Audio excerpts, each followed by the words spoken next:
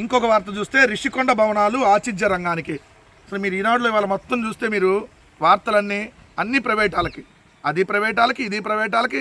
ఇక్కడ కూడా ఉన్నాడు రిషికొండ భవనాలు ఆతిథ్య రంగానికి తాజు, లీలా ప్యాలెస్, అట్మాస్కోరు, ఫెమా సంస్థల ప్రతినిధులతో మంత్రుల కమిటీ చర్చ అని రాసి రిషికొండలో కింద ఉన్న 9 ఎకరాల భూముల్లో 7 ఎకరాల్లో సిఆర్జెడ్ నిబంధనల ప్రకారం ఎలాంటి నిర్మాణాలు చేపట్టకూడదని ప్రత్యామ్నాయంగా స్థలం కేటాయించాలని భవనాల అభివృద్ధికి ముందుకొచ్చిన పలు సంస్థలు కోరాయి.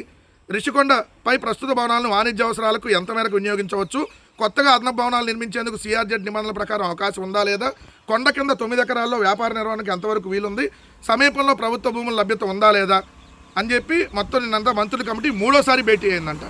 మంత్రివర్గ ఉపసంఘం 3వ భేటీ అయ్యి 18 నెలల కాలంలో రిషికొండ భవనాలను ఎలా ఉపయోగించుకోవాలో తెలియక ఏదైతే దాని మీద మంత్రివర్గ ఉపసంఘం వేసి దాని మీద చేశారంట. రిషికొండ భవనాల్లో చివరి 2 బ్లాకులు ప్రజలకు ఆర్ట్ గ్యాలరీ, సాంస్కృతిక కార్యక్రమాల నిర్వహణ కోసం ఉంచుతాం, మిగిలినవి ప్రైవేటు సంస్థలకు ఇస్తామని మంత్రుల కమిటీ సమావేశం అనంతరం ఆర్థిక శాఖ మంత్రి పయ్యావుల కేసు విలేకరులతో చెప్పారు.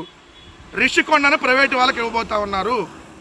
మెడికల్ కాలేజీలు ప్రైవేటు వాళ్ళకి, రిషికొండను ప్రైవేటు వాళ్ళకి, రోడ్లు ప్రైవేటు వాళ్ళకి, ఏదైతే ఫైబర్ నెట్ ప్రైవేటు వాళ్ళకి, అంతా రాష్ట్రంలో ఉన్నటువంటి ప్రతి ఒక్క దాన్ని ప్రైవేటు వాళ్ళకి ఇచ్చేసా. పోర్టులు ప్రైవేటు వాళ్ళకి, ఫిషింగ్ హార్బర్ ప్రైవేటు వాళ్ళకి, ఫిష్ ల్యాండ్ సెంటర్లు ప్రైవేటు వాళ్ళకి, ఇలా ప్రతి ఒక్కటి ప్రైవేటు వాళ్ళకి ఇచ్చేయాలని చెప్పి చంద్రబాబు నాయుడు గారు నిస్సిగ్గుగా నిర్ణయం తీసుకున్నాడని చెప్పి రాసి అక్కడే చూడండి.